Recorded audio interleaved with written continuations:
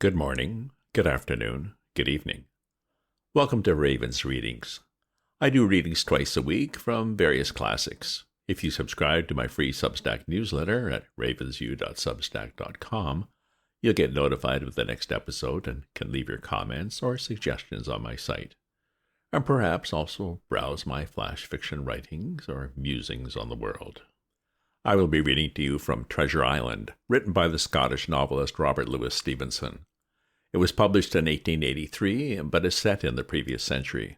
It's told from the point of view of young Jim Hawkins.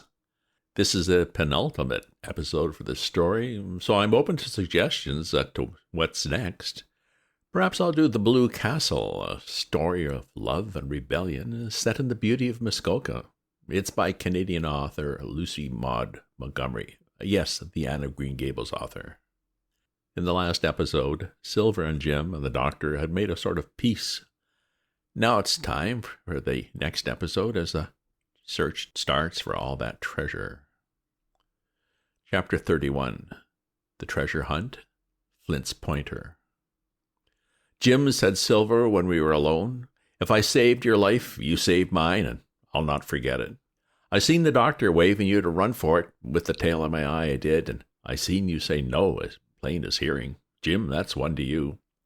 This is the first glint of hope I had since the attack failed, and I owe it to you. And now, Jim, we're to go in for this treasure hunting, with sealed orders too, and I don't like it. You and me must stick close, back to back like, and we'll save our necks in spite of fate and fortune." Just then a man hailed us from the fire that breakfast was ready, and we were soon seated here and there about the sand over biscuit and fried junk.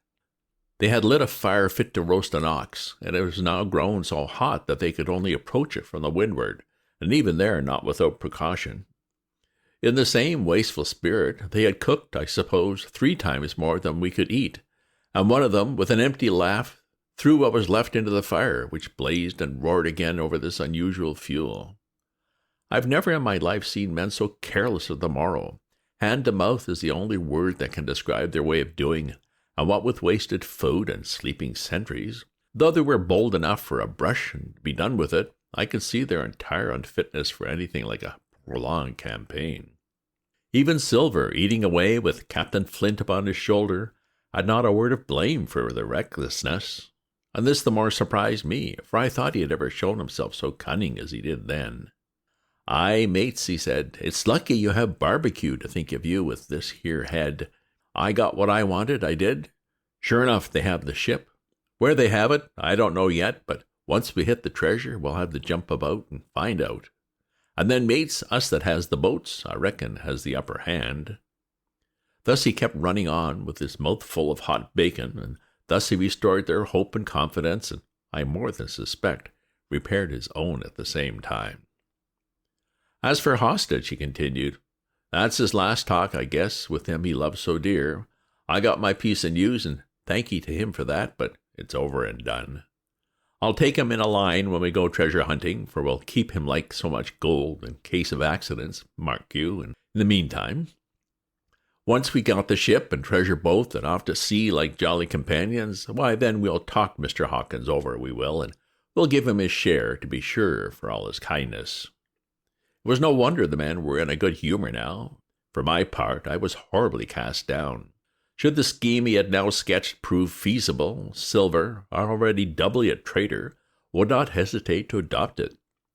He had still a foot in either camp, and there was no doubt he would prefer wealth and freedom with the pirates to a bare escape from hanging, which was the best he had to hope on our side. Nay, and even if things so fell out that he was forced to keep his faith with Dr. Livesey, even then what danger lay before us?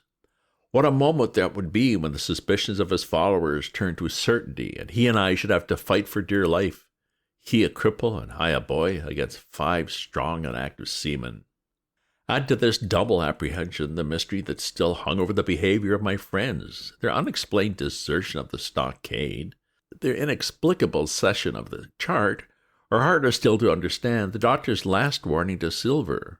Look out for squalls when you find it, and you will readily believe how little taste I found in my breakfast, and how with uneasy a heart I set forth behind my captors on the quest for treasure. We made a curious figure had anyone been there to see us, all in soiled sailor clothes and all but me armed to the teeth. Silver had 2 guns slung about him, one before and one behind, besides the great cutlass at his waist and a pistol in each pocket of his square-tailed coat. To complete his strange appearance, Captain Flint sat perched upon his shoulder and gabbled odds and ends of purposeless sea talk. I had a line about my waist and followed obediently after the sea cook, who held the loose end of the rope, now in his free hand, now between his powerful teeth. For all the world, I was led like a dancing bear. The other men were variously burdened, some carrying picks and shovels, for that had been the very first necessary they brought ashore for the Hispaniola. Others laden with pork, bread, and brandy for the midday meal. All the stores, I observed, came from our stock, and I could see the truth of Silver's words the night before. Had he not struck a bargain with the doctor, he and his mutineers, deserted by the ship, must have been driven to subsist on clear water and the proceeds of their hunting. Water would have been little to their taste. A sailor is not usually a good shot, and besides all that, when they were so short of eatables, it was not likely they would be very flush of powder. Well, thus equipped, we all set out, even the fellow with the broken head, who should certainly have kept in shadow, and straggled one after another to the beach where the 2 gigs awaited us. Even these bore trace of the drunken folly of the pirates, one in a broken thwart, both in their muddy and unbailed condition. Both were to be carried along with us for the sake of safety, and so, with our numbers divided between them, we set forth upon the bosom of the anchorage. As we pulled over, there was some discussion on the chart. The Red Cross was, of course, far too large to be a guide, and the terms of the note on the back, as you will hear, admitted of some ambiguity. They ran, the reader may remember, thus: tall tree, spyglass shoulder, bearing a point to the north of north-northeast. Skeleton Island east-southeast, and by east, 10 feet. A tall tree was thus the principal mark. Now right before us, the anchorage was bounded by a plateau from 200 to 300 feet high, adjoining on the north the sloping southern shoulder of the spyglass, and rising again towards the south into the rough cliffy eminence called the Mizzenmast Hill. The top of the plateau was dotted thickly with pine trees of varying heights.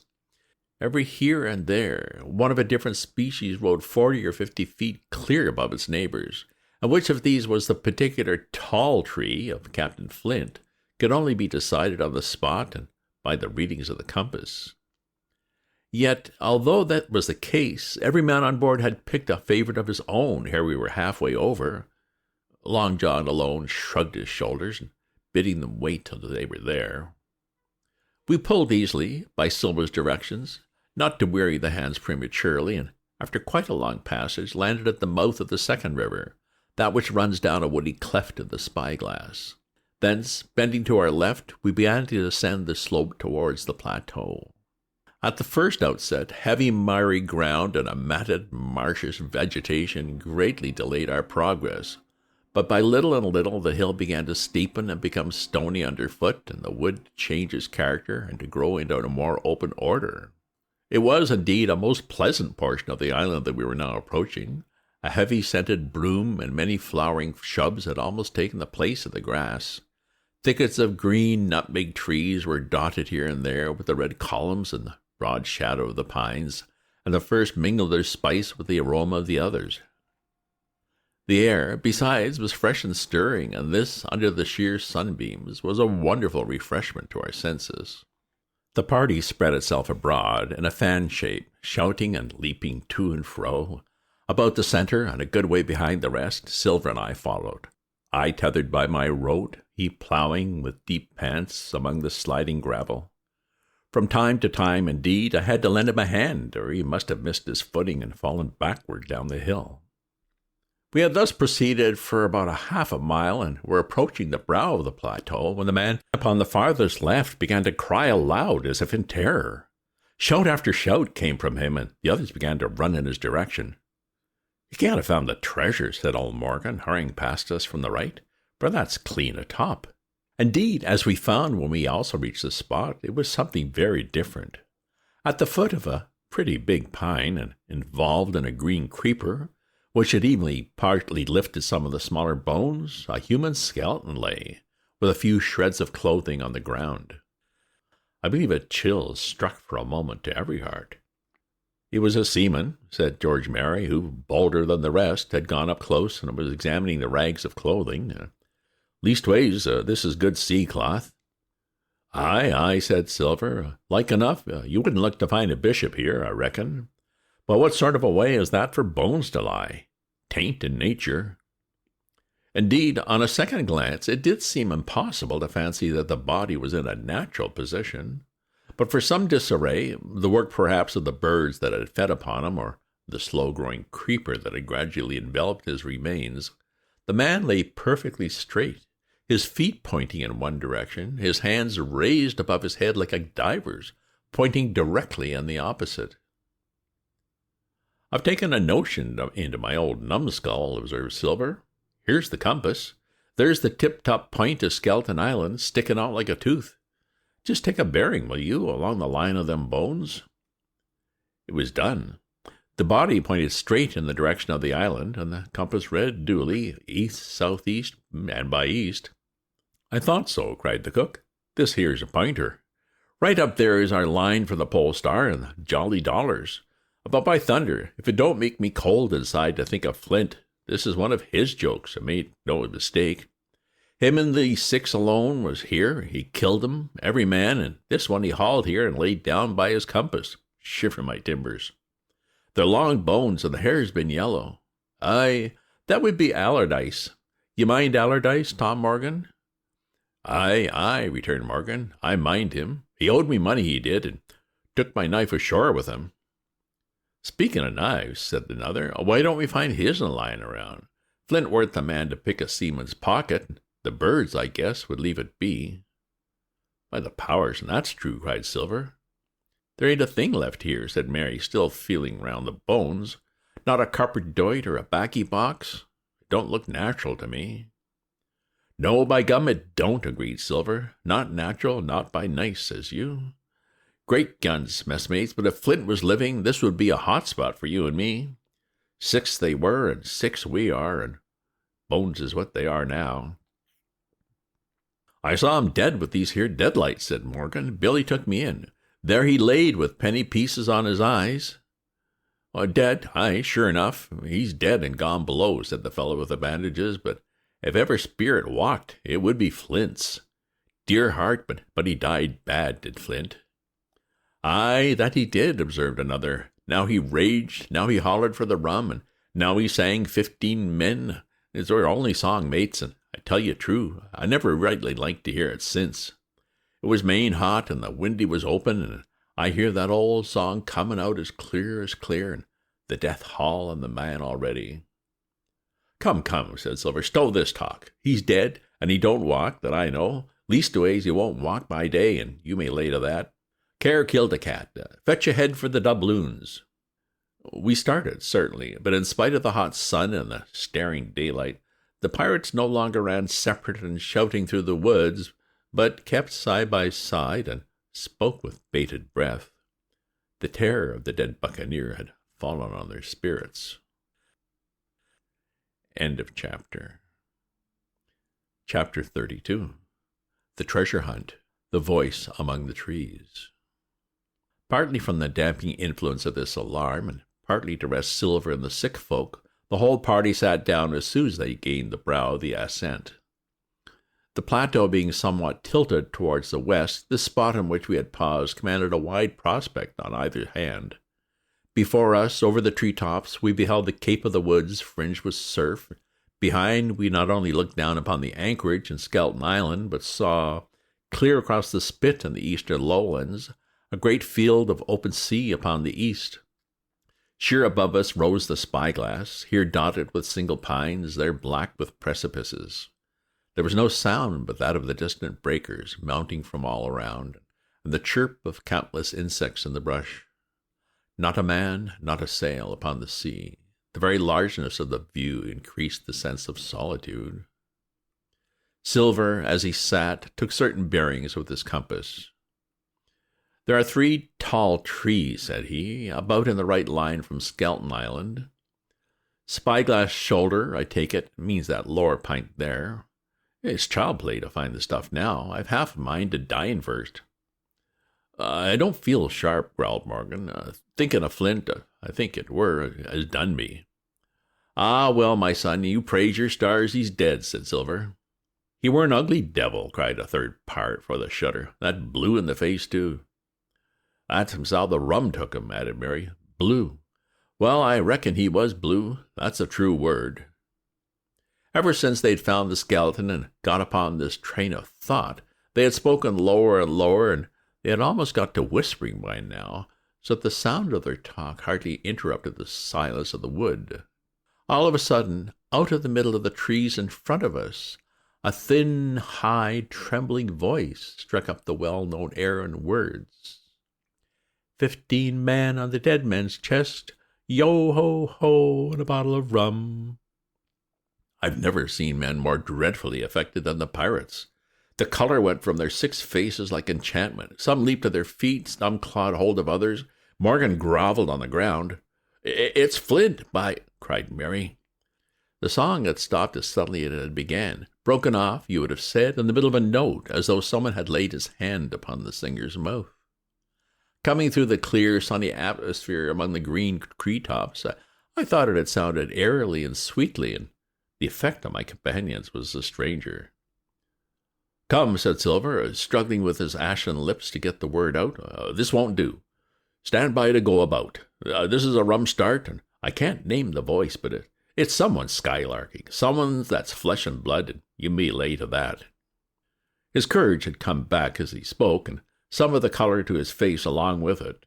Already the others had begun to lend an ear to this encouragement, and were coming a little to themselves, when the same voice broke out again, not this time singing, but in a faint, distant hail that echoed yet fainter among the clefts of the spyglass. Darby McGraw, it wailed, for that is the word that best describes the sound. Darby McGraw, Darby McGraw, again and again and again, then rising a little higher, with an oath that I leave out, fetch aft the rum, Darby. The buccaneers remained rooted to the ground, their eyes starting from their heads. Long after the voice had died away, they still stared in silence dreadfully before them. That fixes it, gasped one. Let's go. They were his last words, moaned Morgan, his last words above board. Dick had his Bible out and was praying volubly. He had been well brought up, had Dick, before he came to sea and fell among bad companions. Still, Silver was unconquered. I could hear his teeth rattle in his head, but he had not yet surrendered. Nobody in this here island ever heard of Darby, he muttered. Not one but us that's here. And then making a great effort, Shipmates, he cried, I'm here to get that stuff, and I'll not be beat by man or devil. I never was feared of Flint in this life, and by the powers I'll face him dead. There's 700,000 pound, not a quarter of a mile from here. When did ever a gentleman of fortune show his stern to that much dollars for a boozy old seaman with a blue mug, and him dead too? But there was no sign of reawakening courage in his followers, rather, indeed, of growing terror at the irreverence of his words. Belay there, John, said Mary. Don't you cross the spirit. And the rest were all too terrified to reply. They would have run away severally had they dared, but fear kept them together and kept them close by John, as if his daring helped them. He, on his part, had pretty well fought his weakness down. A spirit? Well, maybe, he said, but there's one thing not clear to me. There was an echo. Now, no man ever seen a spirit with a shadow. Well, then, what's he doing with an echo to him? You'd like to know. This ain't in nature, surely. This argument seemed weak enough to me, but you can never tell what will affect the superstitious, and to my wonder, George and Mary was greatly relieved. Oh, well, that's so, he said. You have a head upon your shoulders, John, and no mistake. 'Bout shipmates, this here cruised on the wrong tack, I do believe. And come to think on it, it was like Flint's voice, I grant you, but not just so clear a way like it after all. It was like her someone else's voice now. It was like her... By the powers, Ben Gunn, roared Silver. Aye, and so it were, cried Morgan, springing on his knees. Ben Gunn it were. It don't make much odds, do it now, asked Dick. Ben Gunn's not here in the body any more than Flint. But the older hands greeted this remark with scorn. Why, nobody minds Ben Gunn, cried Mary. Dead or alive, nobody minds him. It was extraordinary how their spirits had returned, and how the natural color had revived on their faces. Soon they were chatting together with intervals of listening, and not long after, hearing no further sound, they shouldered the tools and set forth again, Mary walking first with Silver's compass to keep them on the right line with Skeleton Island. He had said the truth. Dead or alive, nobody minded Ben Gunn. Dick alone still held his Bible and looked around him as he went with fearful glances, but he found no sympathy, and Silver even joked him on his precautions. I told you, said he, I told you had spoiled your Bible. If it ain't no good to swear by, what do you suppose a spirit would give for it? Not that. And he snapped his big fingers, halting a moment on his crutch. But Dick was not to be comforted. Indeed, it was soon plain to me that the lad was falling sick, hastened by heat, exhaustion, and the shock of his alarm. The fever, predicted by Dr. Livesey, was evidently growing swiftly higher. It was fine open walking here upon the summit. Our way lay a little downhill, for, as I have said, the plateau tilted towards the west. The pines, great and small, grew wide apart, and even between the clumps of nutmeg and azalea, wide open spaces baked in the hot sunshine. Striking, as we did, pretty near northwest across the island, we drew, on the one hand, ever nearer under the shoulders of the spyglass, and on the other looked ever wider over that western bay where I had once tossed and trembled in the coracle. The first of the tall trees was reached, and by the bearings proved the wrong one. So with the second. The third rose near 200 feet into the air above a clump of underwood, a giant of a vegetable with a red column as big as a cottage, and a wide shadow around it which a company could have maneuvered. It was conspicuous far to sea, both on the east and west, and might have been entered as a sailing mark upon the chart. But it was not its size that now impressed my companions. It was the knowledge that 700,000 pounds in gold lay somewhere buried beneath its spreading shadow. The thought of the money, as they drew nearer, swallowed up their previous terrors. Their eyes burned in their heads, their feet grew speedier and lighter, their whole soul was bound up in that fortune, that whole lifetime of extravagance and pleasure that lay waiting there for each of them. Silver hobbled, grunting on his crutch. His nostrils stood out and quivered. He cursed like a madman when the flies settled on his hot and shiny countenance. He plucked furiously at the line that held me to him, and from time to time turned his eyes upon me with a deadly look. Certainly he took no pains to hide his thoughts, and certainly I read them like print. In the immediate nearness of the gold, all else had been forgotten. His promise and the doctor's warnings were both things of the past, and I could not doubt that he hoped to seize upon the treasure, find and board the Hispaniola under cover at night, cut Ariana's throat about that island, and sail away as he had at first intended, laden with crimes and riches. Shaken as I was with these alarms, it was hard for me to keep up with the rapid pace of the treasure hunters. Now and again I stumbled, and it was then that Silver plucked so roughly at the rope and launched me his murderous glances. Dick, who had dropped behind us and now brought up the rear, was babbling to himself both prayers and curses as his fever kept rising. This also added to my wretchedness, and to crown it all, I was haunted by the thought of the tragedy that had once been acted on this plateau, when that ungodly buccaneer with the blue face, who died at Savannah singing and shouting for drink, had there by his own hand cut down his 6 accomplices. This grove that was now so peaceful must have then rung with cries, I thought, and even with the thought I could believe I could hear it ringing still. We were now at the margin of the thicket. "Huzzah, mates, all together!" shouted Mary, and the foremost broke into a run. And suddenly, not 10 yards further, we beheld them stop. A low cry arose. Silver doubled his pace, digging away with the foot of his crutch like one possessed, and the next moment he and I had also come to a dead halt. Before us was a great excavation, not very recent, for the sides had fallen in, and grass had sprouted on the bottom. In this shift were the shaft of a pick broken in two, and the boards of several packing cases strewn about. On one of these boards I saw branded with a hot iron the name Walrus, the name of Flint's ship. All was clear to probation. The cash had been found and rifled. The 700,000 pounds were gone. End of chapter. No treasure. Silver will face a mutiny now for sure. Will Jim be safe? Just a reminder, if you subscribe to my free newsletter at ravensview.substack.com, you'll get notified of my updates as soon as they're ready. If you enjoyed this reading or have other classics you'd like to hear, leave me a comment. As I'd mentioned, maybe next I'll do The Blue Castle by the Canadian author Lucy Maud Montgomery. Check out my other posts on my Substack, and remember to share this with your friends. Ta-ta for now.